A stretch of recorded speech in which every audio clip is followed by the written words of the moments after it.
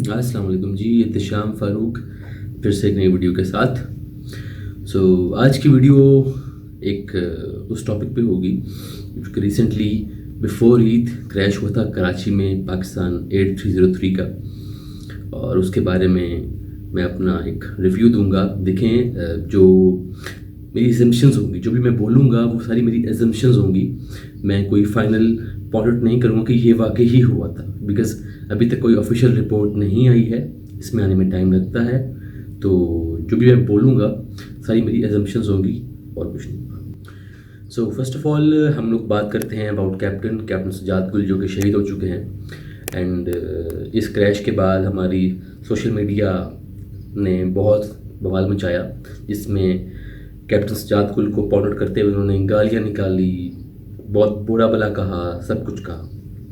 Let me make first thing clear कि देखें, वो कैप्टन खुद भी एयरक्राफ्ट में थे।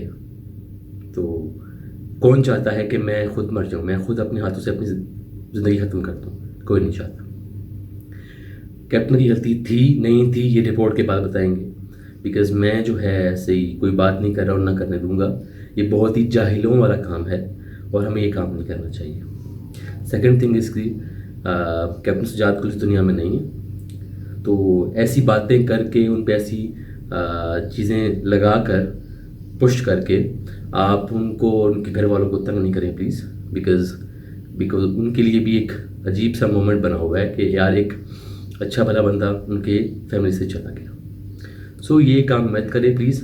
एंड कोई भी जो टीम होती है पूरी, जो फ्लाइट निकलती है एयरपोर्ट से टेक ऑफ से पहले एक पूरी टीम इंस्पेक्शन करती है एयरक्राफ्ट की। उसमें टेक्नीशियंस होते हैं, पायलट खुद इंस्पेक्शन करता है, और भी बहुत सी चीज़ें होती हैं। ऐसे ही कोई जहाज़ नहीं उड़ जाता, मजाक नहीं होता ऐसे जहाज़ उड़ना। और बाकी बस यही कहूँगा कि यार कैप्टन और उनकी जो पीछे सारा पैसेंजर्स क्रू वगैरह थे जो शहीद हो चुके हैं, अल्लाह उनको जन्नत में आला मकाम अता फरमाए और उनकी मग़फ़िरत करे, आमीन। एक्चुअली हुआ क्या था, PK8303 कैसे क्रैश कर गई? अब हमने एक ऑडियो सुना है जिसमें कैप्टन और टावर के बीच में बात हो रही है, जिसे हम RT बोलते हैं, रेडियो टॉक बोलते हैं। उसमें क्या था कि उसमें पहले आप सुन लें, फिर बाद में बात करते हैं। We are comfortable now and we are out of 3,500 for 3,000 established ILS 25 left. आप लोगों ने सुना कि पाकिस्तान 8303 ने कहा है कि मैं कंफर्टेबल हूँ एंड मैं 3,500 फीट से 3,000 फीट के डिसेंड कर रहा हूँ और establish ILS 25 left. Established ILS जो वर्ड है ये एक हमारी टर्म होती है जब हम लैंडिंग कर रहे होते हैं।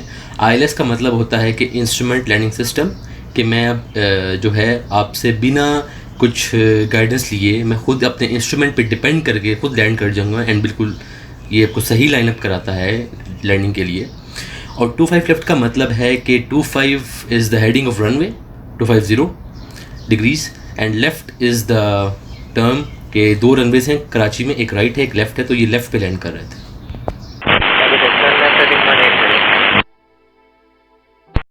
फिर टावर की कॉल आती है पाकिस्तान 8303 को कि turn left heading 180, which means कि आप अभी टर्न लेफ़्ट करें और 180 हेडिंग मेंटेन करें। Sir we are established on ILS 25 left. Pakistan 8303 फिर कॉल करते हैं और कहते हैं कि sir we are established on ILS।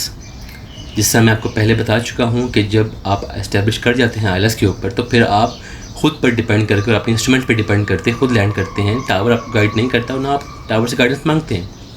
तो कैप्टन ने कहा कि sir we are establish on ILS के मतलब मैं एस्टैब्लिश कर चुका हूँ ILS पे। You are 5 miles from touchdown, distance passing 3,000 फिर कॉल आती है टावर की कि आप 5 माइल्स दूर हैं रनवे से और आप 3,000 फीट के ऊपर हैं। अगर आप कराची का अप्रोच प्रोसीजर देखें ना तो उसमें लिखा हुआ है कि अगर आप 5 माइल्स दूर हैं रनवे से तो आपकी हाइट कम से कम 1500 फीट होनी चाहिए। इस तरह आपकी हाइट नहीं होनी चाहिए, लेकिन हमारा एयरक्राफ्ट 3,000 फीट पर था।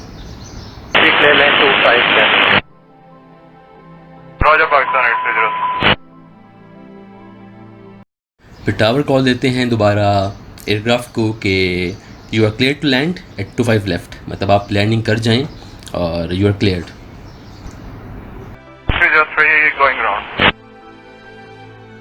रनवे के करीब आकर जैसा कि आप अपनी वीडियो में देख सकते हैं कि जो एयरक्राफ्ट है वो रनवे के करीब आया है एंड आकर आई डोंट नो क्या हुआ है, लैंडिंग हुई है नहीं हुई, लेकिन पायलट ने कॉल दी है कि वी आर गोइंग अराउंड। अब गोइंग अराउंड का मतलब ये होता है कि मैं लैंड नहीं कर सकता तो मैं दोबारा घूम कर आकर लैंड करूँगा, अभी लैंडिंग पॉसिबल नहीं है मेरे लिए। Report reaching altitude 3,500 feet. अब जब एयरक्राफ्ट दोबारा मिस अप्रोच करके दोबारा जब टेक ऑफ किया एयरक्राफ्ट ने और जब एयरक्राफ्ट दोबारा फ्लाई करना स्टार्ट कर दिया एयरक्राफ्ट ने, फिर टावर ने कॉल दिया एयरक्राफ्ट को कि आप 3500 फीट मेंटेन करें और मेंटेन करने के बाद मुझे बताएं। Pakistan 8303, we would like to come again for ILS 25 left.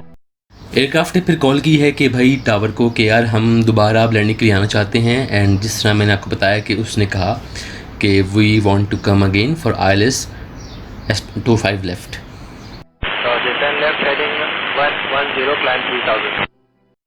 फिर टावर आगे से बोलता है कि turn left heading 110 and climb 3000 feet, मतलब आप लेफ़्ट टर्न करें और 110 डिग्रीज हेडिंग मेंटेन करें और आप क्लाइंब कर जाएं 3000 फीट के ऊपर। Left heading confirm. फिर कॉल आती है एयरक्राफ्ट की कि कंफर्म लेफ़्ट हेडिंग, के मतलब आप मुझे वाकई चाह रहे हैं कि मैं लेफ़्ट हेडिंग की तरफ मुड़ जाऊं। फिर टावर ने कहा है yes 110 degrees confirm and 3000 feet maintain करें। 8303, you are jumping altitude 2000. Sir, we have just give me 2000. अब यहाँ से आता है ट्विस्ट सारी मूवमेंट का, वो ये है कि जी टावर कॉल करता है एयरक्राफ्ट को कि आप तो 2000 फीट भी पूरा मेंटेन नहीं कर रहे जबकि आपको मैंने 3000 फीट दिया हुआ है। फिर कॉल आती है एयरक्राफ्ट की कि हमें अभी 2000 फीट दे दें और हम लोग इसे मेंटेन करेंगे। 8303, most rally showing 1808 feet at descent. Copy, sir. We are now maintaining, trying to maintain, sir. जिस तरह आप आगे आगे जा रहे हैं तो आपको थोड़ा और कॉम्प्लेक्सिटी आ रही है।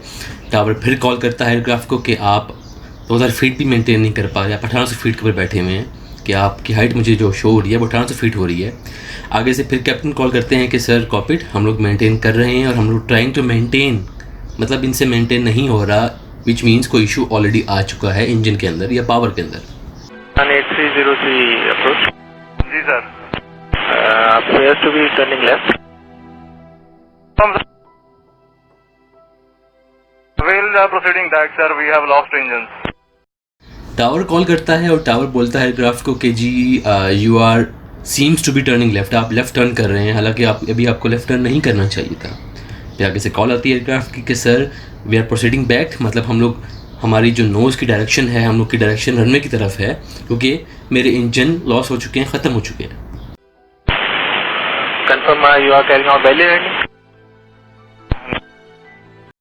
अब टावर फिर पूछता है एयरक्राफ्ट से कि confirm you are carrying out belly landing. Belly landing क्या होता है? बेल लैंडिंग ये होता है कि जिस तरह हम सबको पता है कि एयरक्राफ्ट के जो लैंडिंग गियर्स हैं, जो टायर्स हैं, वो खुल नहीं रहे थे, तो एयरक्राफ्ट टायर्स के बगैर लैंडिंग करेगा, मतलब अपनी बॉडी को लैंड कराएगा रनवे के ऊपर, टायर्स चूँकि नहीं खुल रहे। तो टावर ने कंफर्म किया कि आप क्या वही काम करने वाले हैं जिस तरह आपने पहले अप्रोच की थी। Runway available to land at 25. फिर टावर कॉल करता है एयरक्राफ्ट को कि अब लेफ़्ट और राइट दोनों रनवेज अवेलेबल हैं, आप प्लीज़ जहाँ मर्जी लैंड कर जाएं।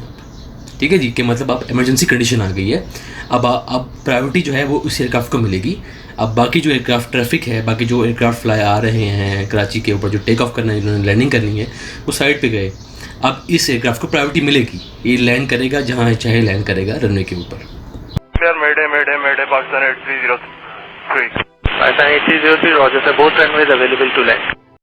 अब कैप्टन बोलते हैं कि मेडे पाकिस्तान 8303, विच मीन्स के जो एयरक्राफ्ट है उसके दोनों इंजन फेल हो चुके हैं एंड इनके पास नो पावर, नो थ्रस्ट, कुछ भी नहीं है, अब ये बस ग्लाइड करके आके लैंड करेंगे। सो ये एक बहुत इमरजेंसी कंडीशन होती है। एक टर्म और होती है पैन, विच मीन्स कि सिर्फ एक इंजन लॉस हुआ है एंड वो अर्जेंसी कंडीशन होती है। अब मेडे है तो मतलब दोनों इंजन लॉस कर गए हैं, अब प्रायोरिटी इसी एयरक्राफ्ट को मिलेगी और किसी को नहीं मिलेगी। आगे से फिर टावर बोलते हैं कि ठीक है सर, आप जहाँ मर्जी आके लैंड करें, दोनों रनवेज अवेलेबल हैं। और ये इनकी लास्ट कॉल थी पाकिस्तान 8303 से, और उसके बाद जो भी हुआ वो हमारे सामने है। And this was all this thing कि जो भी सब मसला हुआ, जो कि हमारे सामने कंडीशन है, बाकी जो एक बड़ी चीज़ है कि गलती पायलट की थी, गलती टेक्नीशियंस की थी, या जिसकी भी गलती थी, वो बाद में रिपोर्ट में आएगा।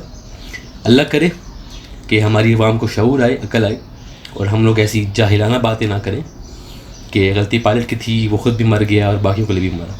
सो दुख होता है ऐसी चीज़ें सुन के यार, कि एक बंदा, उसको नज़र आ रहा है मेरी मौत सामने है, पीछे जो बंदे बैठे हुए हैं 90 पैसेंजर्स, 97 पैसेंजर्स, उनको नहीं पता कि क्या हो रहा है आगे। इस बंदे को पता है कि मेरी मौत सामने है मेरे।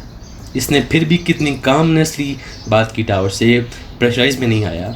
एक्चुअली बात ये है कि हम नीचे बैठे हुए ना, नीचे बैठ के बात करना बड़ा आसान होता है, कभी ऊपर जाओ ना, फिर पता लगेगा क्या होता है क्या नहीं होता। अल्लाह हम सबको शऊर दे, और जो शहीद हो चुके हैं अल्लाह उनकी मग़फ़िरत करे। आमीन। मिलते हैं आपसे नेक्स्ट वीडियो में, तब तक के लिए अल्लाह हाफ़िज़।